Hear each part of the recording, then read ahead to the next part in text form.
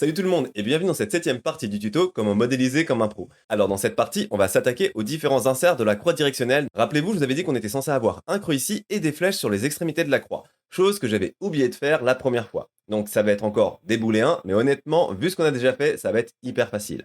Alors, on va déjà commencer par le creux puisque c'est le plus facile de tous.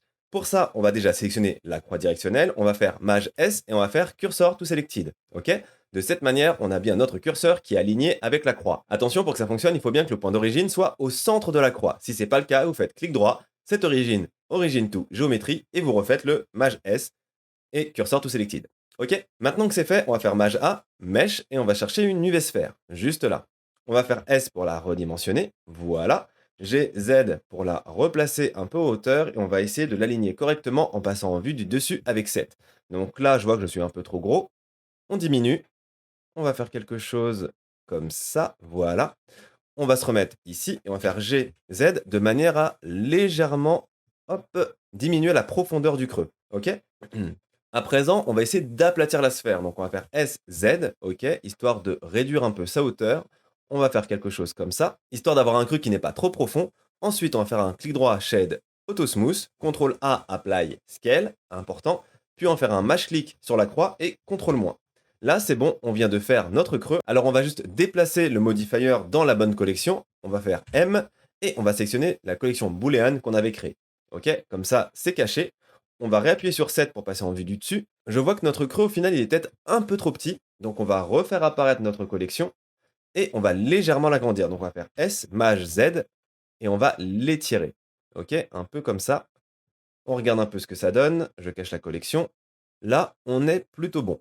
Ok, donc là, on a terminé de faire le creux. Vous avez vu, c'était assez rapide. Il n'y a pas besoin de s'étendre sur le sujet. Maintenant, on va faire quelque chose d'un peu plus poussé, mais vous inquiétez pas, c'est pas non plus un truc de fou. Ça va être les flèches directionnelles. Alors, pour bien les faire, on va se mettre en vue de top avec 7 et on va faire un maj clic droit ici. Ok, ça va mettre le 3D curseur sur la surface de la croix.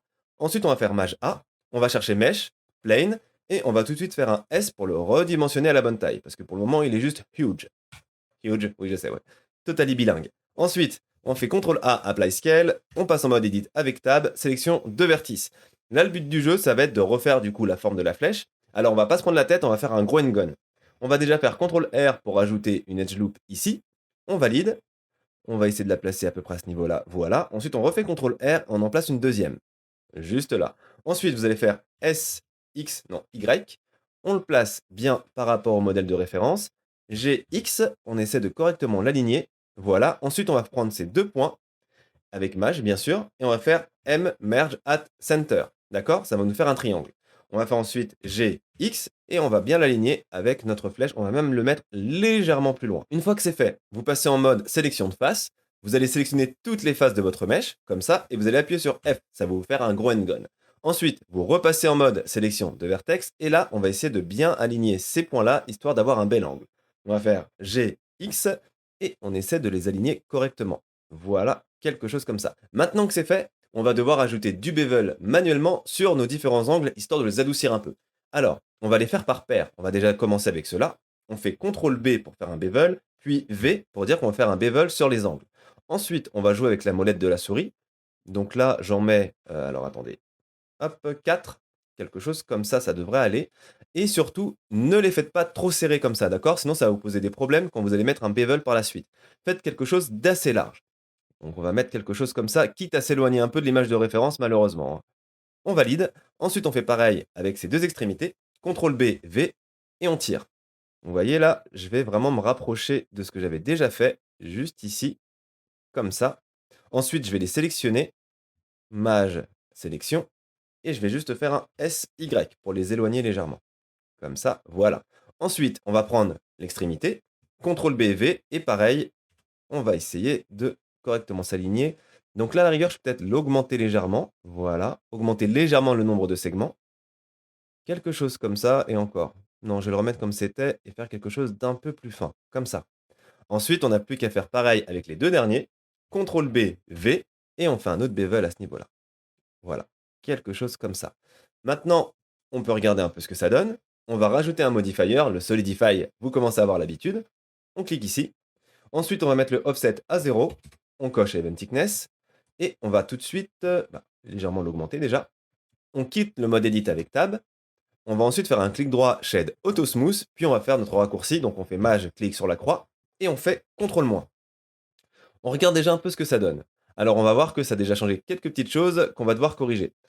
Alors déjà, ce que ça a changé, c'est que notre bevel qui avait sur la croix a sauté. Pourquoi ça a sauté? Bah rappelez-vous, sur notre bevel actuellement, on a un clamp overlap qu'on trouve juste ici. Autrement dit, Blender va protéger notre mèche, il va éviter que les vertices ne se chevauchent, et à cause de la forme assez particulière de notre flèche directionnelle, les vertices se chevauchent. Pour corriger ça, on va juste prendre ce booléen, ok, et on va le mettre en dessous le bevel. Et à vrai dire, même le premier qu'on avait créé, on va le mettre sous le bevel. Ok, juste comme ça.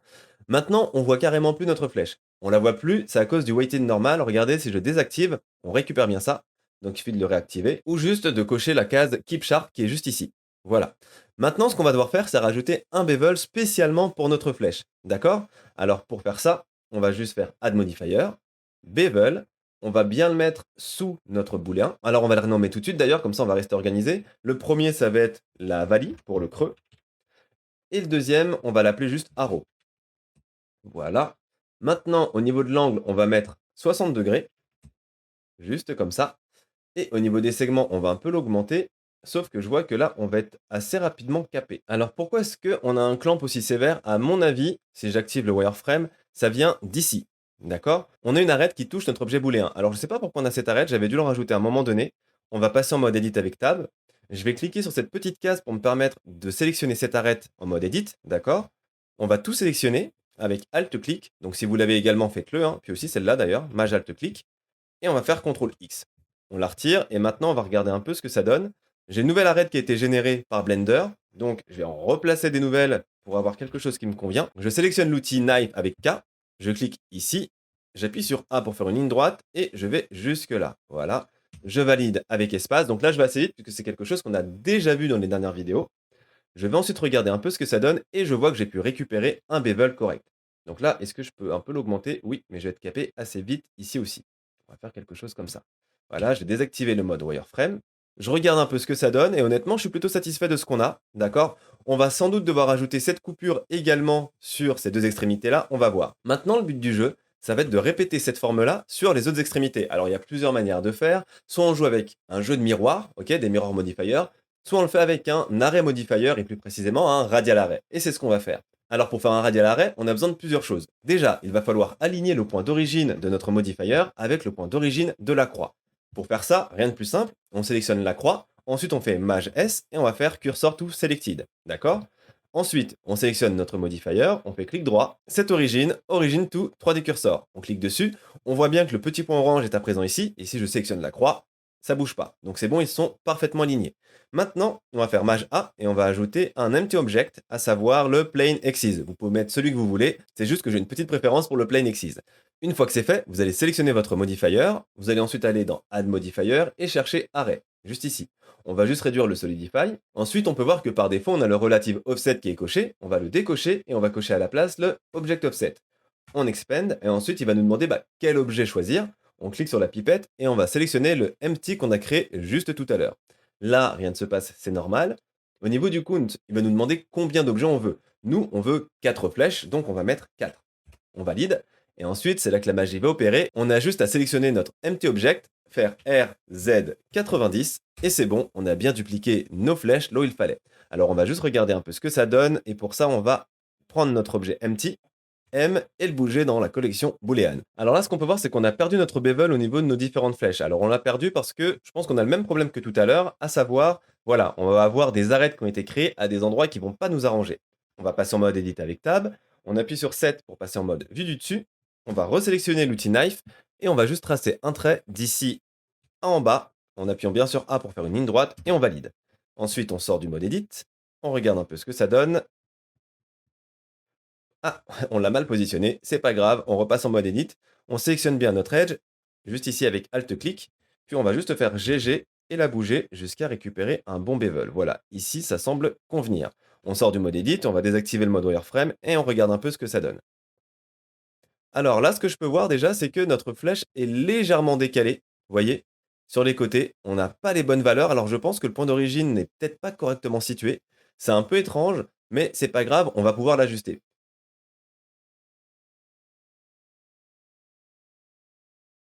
Pour l'ajuster, on va juste refaire apparaître nos objets booléens, d'accord? On va sélectionner nos flèches et on va faire CTRL A sur le Array Modifier. De cette manière, on va pouvoir contrôler individuellement nos différentes flèches. On va passer en mode Edit avec Tab. Ensuite, on va sélectionner cette flèche avec L, passer en mode Vue du dessus. Je vais peut-être désactiver les images de référence parce que pour le moment, elles me gênent.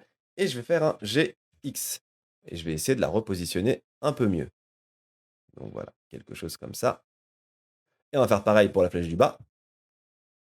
On appuie sur L, GX et on la repositionne un peu mieux également. Ici, on est bon. Et ici, on sélectionne tout avec L, GY et on la repositionne. Donc là, vous voyez, je suis en train de casser un peu mon bevel. Donc je vais requitter le mode Edit. Je vais cacher le boolean et regarder un peu où on en est avec nos différents bevels. Alors là, je pense qu'on était bon. On va voir si on peut quand même en récupérer un peu. Donc je passe en mode Edit. Je fais GG et voilà. Je vais essayer de les bouger jusqu'à avoir un bevel un peu plus prononcé.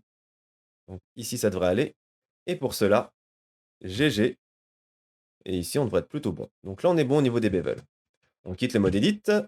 On désactive le wireframe et voilà, on a bien rajouté nos différents inserts. Alors, par contre, ce que vous pouvez voir, c'est qu'au niveau du creux, on n'a pas mis de bevel. La chance qu'on a, c'est qu'avec la valeur de l'autosmooth, on va avoir l'impression d'un bevel, mais il n'y en a pas du tout. Si vous voulez quand même mettre un bevel, on peut le faire. Alors pour ça, vous allez faire réapparaître les booleans. Vous allez sélectionner votre UV sphère qui est juste là. Vous passez en mode Edit avec Tab, puis vous allez essayer de sélectionner l'Edge Loop qui est très proche de la bordure. D'accord? Donc c'est celle-là. OK? Vous passez en mode sélection de vertices, juste ici. Vous allez faire un match click sur cette vertice-là pour qu'elle soit en blanche. Autrement dit, c'est la vertice qui est active. Ensuite, on va activer le magnétisme. Donc on clique sur le petit icône juste ici. On ouvre la pop-up et on va cliquer sur Active. Ensuite, on va faire un G, Z. Vous commencez à connaître et on va le baisser pour trouver un point. Voilà, juste là. On valide. Ensuite, on va passer en mode sélection de Edge et on fait CTRL E, Edge Bevel Weight. Ça vous rappelle quelque chose normalement. On appuie sur 1, on valide, et ensuite on va quitter le mode Edit avec Tab. Là, on peut voir qu'on a un souci puisque notre boolean est visible plutôt qu'être invisible. Ça, c'est dû au solver. Rappelez-vous, quand on a quelque chose de parfaitement aligné, il faut changer le solver. Donc, on va cliquer sur notre croix directionnelle, et au niveau de notre value juste ici, on le passe de fast à exact.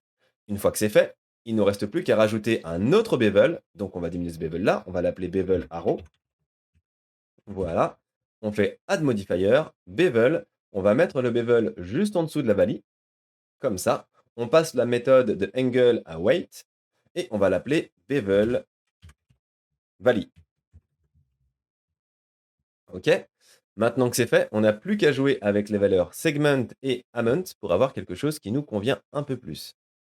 Voilà, quelque chose comme ça devrait le faire. On va recacher les booléens pour avoir un meilleur aperçu. Regardez si j'active le wireframe, hein, j'ai bien un bevel à ce niveau-là.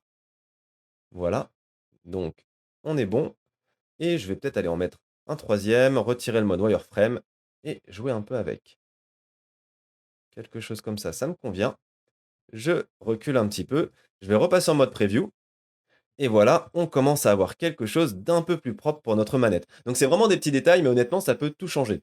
Et ensuite, si vous voulez avoir un meilleur aperçu avant la prochaine vidéo, hein, avant qu'on s'attaque au rendu, vous pouvez vous rendre dans les Render Properties juste ici et cocher Ambient Occlusion. Et regardez, rien qu'avec ça, on commence déjà à avoir des détails plus sympas à regarder, notamment au niveau des creux.